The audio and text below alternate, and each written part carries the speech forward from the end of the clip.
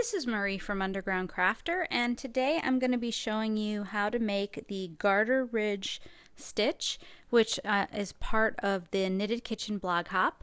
You can find out more about the blog hop by going to the links in the notes for this particular video.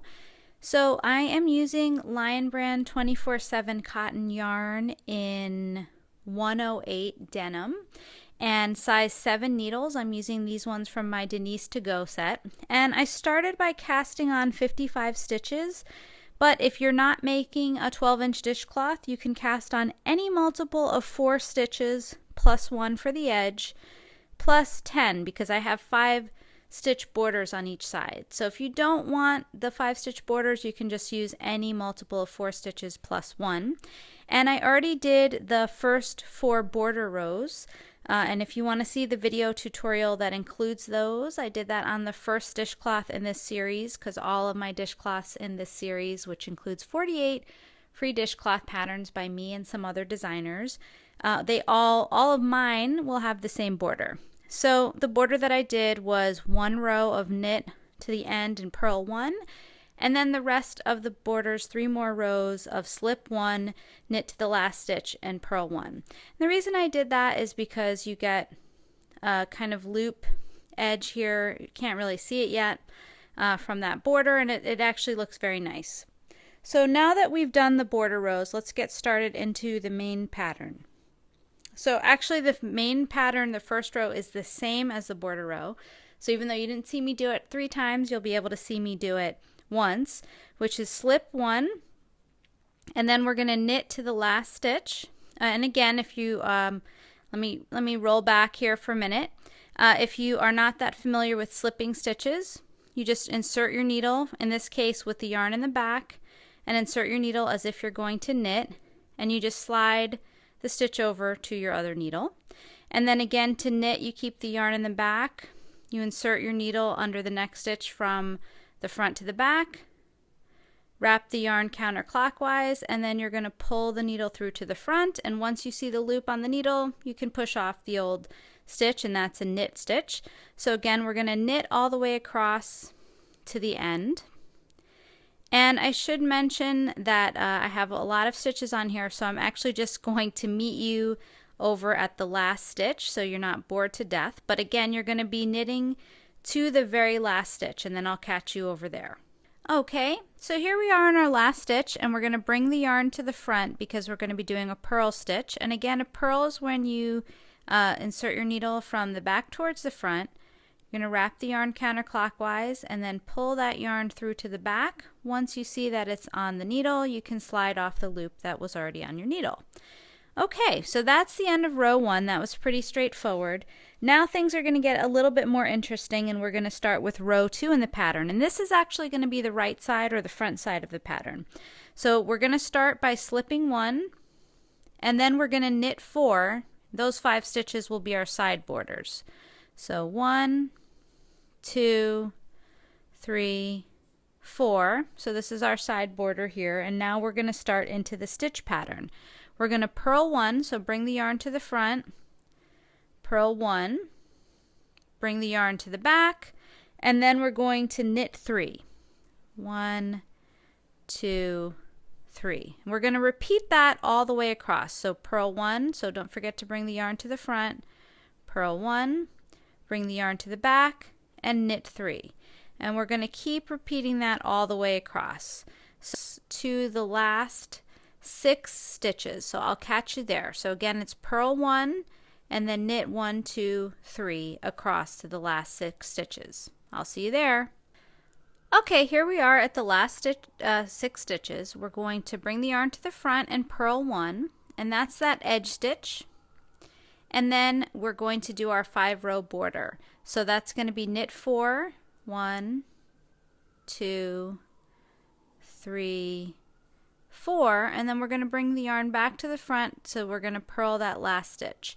And again, for this pattern, we're always purling the last stitch and slipping the first stitch, and that's just to give us a nice clean edge. So that was row 2. Now we're going to do row 3. So row 3, we're going to start by slipping 1 and knitting 5. 1, 2, 3, 4, 5. And that's going to include our 5-stitch border as well as our edge stitch. And now we're going to do our pattern repeat, which is going to be bring the yarn to the front and purl 3. So 1, 2, 3, and then bring the yarn to the back and knit 1. And that's what we're going to repeat across to the last 5 stitches. So, and do that all the way across to the last 5 stitches, and then I'll catch you there. Okay, here we are at our last 5 stitches, and we're going to do our border. So we're going to have the yarn in the back, and we're going to knit 4, 1, 2, 3, 4, and then bring the yarn to the front, and we're going to purl 1. Okay, so now we're on to row 4, and row 4 is going to be a repeat of row 2. So we're going to start by slipping 1 and knitting 4, 1, 2, 3, 4, and again this will be our right or front side. Then we're going to purl 1, and now we're starting the repeat. We're going to purl 1 and knit 3, 1, 2, 3, and we're going to repeat that all the way across. So again, you'll be bringing the yarn to the front to purl 1, then bringing the yarn to the back to knit 3, and we're going to repeat that all the way across to the last 6 stitches, and I'll catch you over there. Okay, here we are at our last 6 stitches, and we're going to bring the yarn to the front and purl 1. That's our edge stitch, and now we're going to do that 5-stitch border. We're going to knit 4. So don't forget to put the yarn back in the back. 2, 3, 4, and we're going to end with our purl 1. So we're going to bring the yarn to the front and purl 1. Now that's the end of row 4. Row 5 is going to be a repeat of row 1, and row 1 again was the same as that border row 2. So we're going to slip 1, and then we're going to knit to the last stitch, and then we're going to purl. Now for those of you that are more comfortable with knitting, you might be starting to get the idea as to why this is called the garter ridge, because this is on the wrong side. So what that means is that on the right or the front side of the pattern, this row is going to look like a purl stitch or like a garter stitch rib. So ridge, sorry, not a rib. So anyway, we're going to knit across the last stitch and then purl 1, and I'll meet you over there. Okay, so here we are with our last stitch. We're going to bring the yarn to the front, and then we're going to purl 1. And that's the end of row 5. Now let's take a peek at what we have going on here. What you can see is that we have these little groups of knits with a little bit of a purl. So there's going to be kind of like columns of purls. And then we have this ridge all the way across. So I want you to do a couple more repeats of this so we can get an idea of what it looks like. For the rest of the pattern, we're going to repeat row 2 through row 4. So we'll start with row 2 again. So row 2 is going to be slip 1 and knit 4 for the edge border. 1, 2, 3, 4. And then we're going to start our pattern repeat, which is going to be bring the yarn to the front, purl 1. Bring the yarn to the back, knit 3. We're going to repeat that to the last 6 stitches. So purl 1, knit 3 to the last 6 stitches, and I'll catch you up over there. Okay, here we are at our last 6 stitches. We're going to bring the yarn to the front and purl 1. That's going to be our edge stitch. And then we're going to leave the yarn in the back and knit 4 for our border. 2, 3, 4. And then bring the yarn back to the front and end with a purl 1. So that was row 2. Now we're going to repeat row 3 in the pattern, which is going to start, oops, I have some yarn stuck to my wrist here, a little bit of static action going on in this cold day. We're going to start with a slip 1 and a knit 5. 1, 2, 3, 4, 5. That includes our 5-stitch border and our edge stitch. And now we're going to bring the yarn to the front and we're going to purl 3, and then we're going to knit 1, 2, 3, and then bring the yarn to the back and knit 1, and that's what we're going to repeat all the way across.